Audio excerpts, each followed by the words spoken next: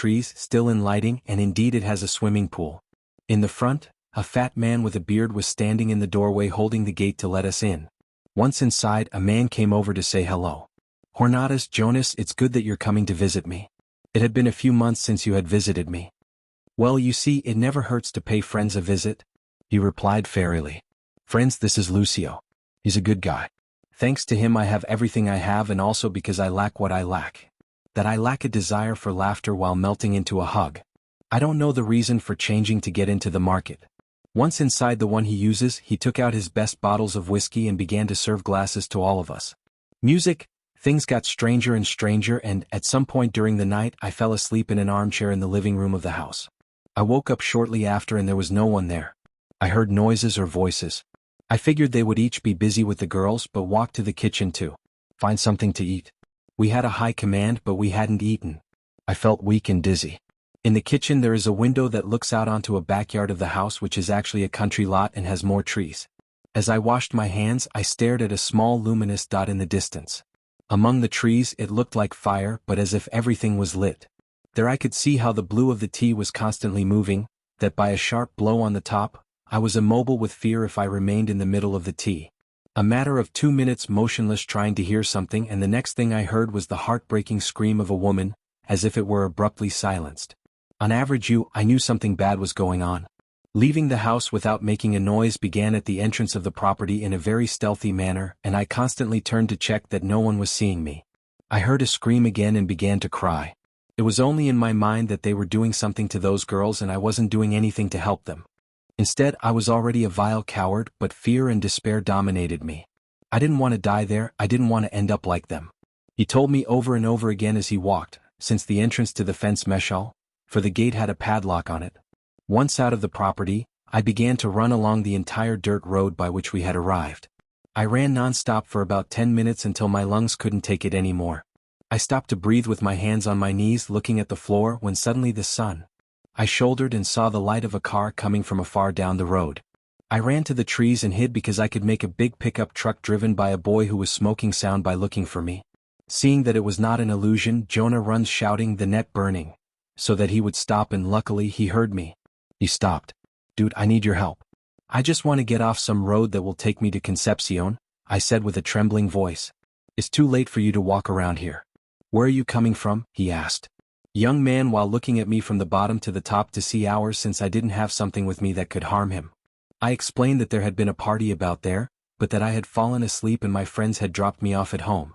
The boy didn't quite believe the story, but he says that he had seen me so scared and tired that surely there was a reason why I wanted to leave that place. In the end he finally let me go up with him. They burn it, Italy, onions. It was very dirty, it was made of salt, double cab, and in the back seats it had grills of empty vegetables, by the way you have now. He asks, stunned. "It's almost 4:30 in the morning, replies a young man. I don't remember how long I was there and I don't know how the time went by so quickly, but for what took me a couple of hours, it had been a full night.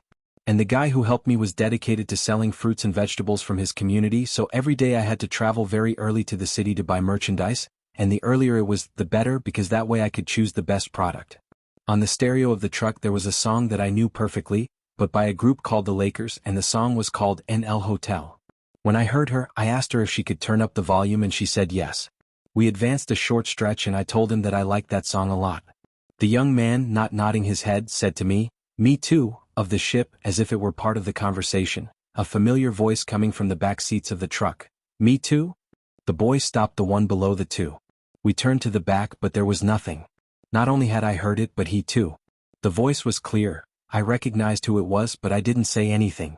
We just looked at each other and smiled nervously and continued on our way. We arrived at the federal highway almost at 5 in the morning.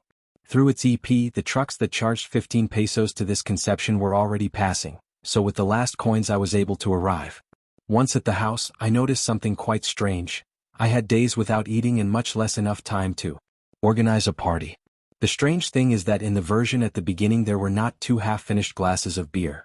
I took a glass and realized that it was still fresh and that it was not hot.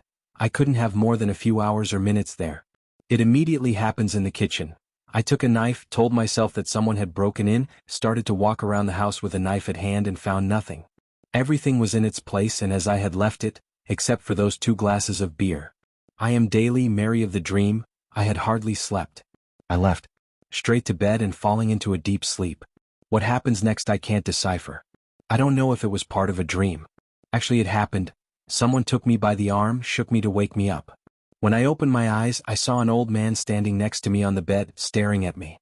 I jumped up, got out of the other side of the bed and stood up for the day. He only saw me, smiled. What do you want? It's how you come in, I asked you. Music. Don't worry, Israel, I've actually been waiting almost all night.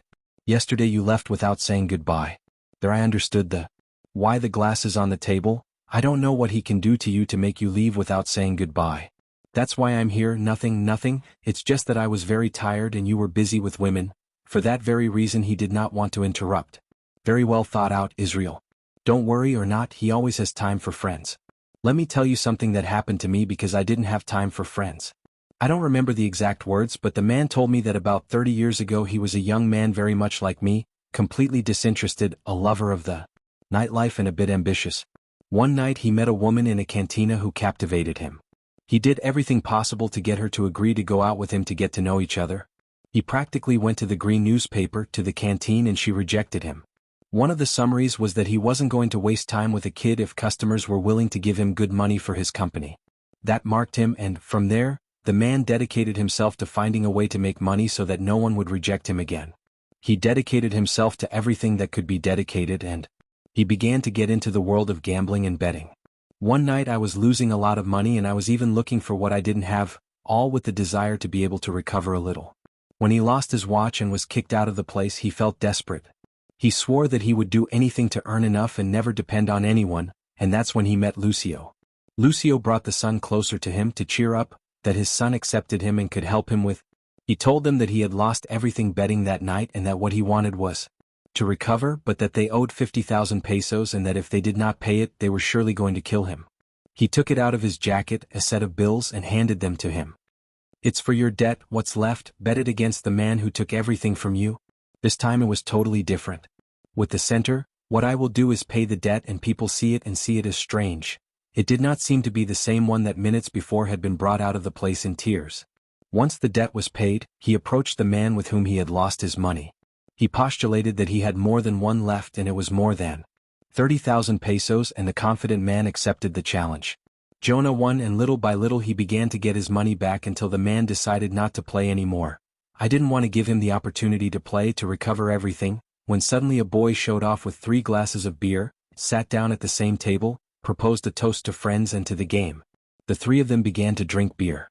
The man changed his mind almost immediately and proposed sugar, not only because of what was missing to recover, but also to bet on the land that the man had, a nearby community, in exchange for everything he had already recovered with fairies, was a double. One do and Jonah or accepted, and it's not last night. Jonas, deluded, left there with money and new land. Conan was happy. He did want to thank Luz for what she had done for him. The return, the money she had lent him and a little more, but the man did not accept it. The man told her that he didn't want money and that he had everything, that he didn't want gold either because he didn't lack anything. He just wanted a faithful friend or a friend. That she was always there when he needed it. Today my money is never in you. Today I bought a new friend. With or without understanding much, he accepted and sealed their friendship with a handshake. From that day on, things went well again for Jornadas. They often saw their friend. He even spent days at home until Jonah met a woman and married Danza. He loved his wife very much and tried to give her everything. The woman also loved him, but the friendship of Colosio was not at all. She said that this man has a strange countenance. Jonah's degree ceased to see the light. I use it. Instead, she kept looking for him, inviting him to cantinas. The staff was no longer there until one day, while driving on the highway that connects Concepcion with San Matias, with his wife, they had an accident. Jonah's wife died instantly. It was already pressed for several hours on the sheet of the vehicle.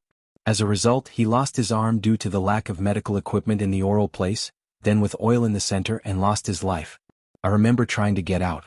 Running from my bedroom, but wherever he went, he was there, and he didn't stop telling his story until I gave up and told him, "If you're going to kill me, stop now, I don't want to be afraid anymore. I've never been scared and I don't plan to be today." With fairies, he stared at me. After a few seconds in silence he told me, "That's why I looked for you, you're not afraid and you're not very interested in what's going on around you. I, on the other hand, sincerely want to rest."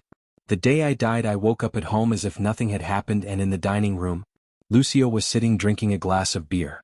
I asked him what had happened and he told me that he had once lost everything again. Almost as he gave me a second chance, he had taken it away from me. The pact was quite simple. I would look for you when I needed it and you would be there. At first you did go and you were very helpful, but since you got married everything changed and it was more difficult for me to trust you. With Adam he says he never realized but that he knew. He told him that since he had had money and trust again, people saw him differently, and in this way he managed to have more contact with people. Lucius and Bonanza brought women to the party bars. Later, when he slept with us because of drunkenness, he could sacrifice them.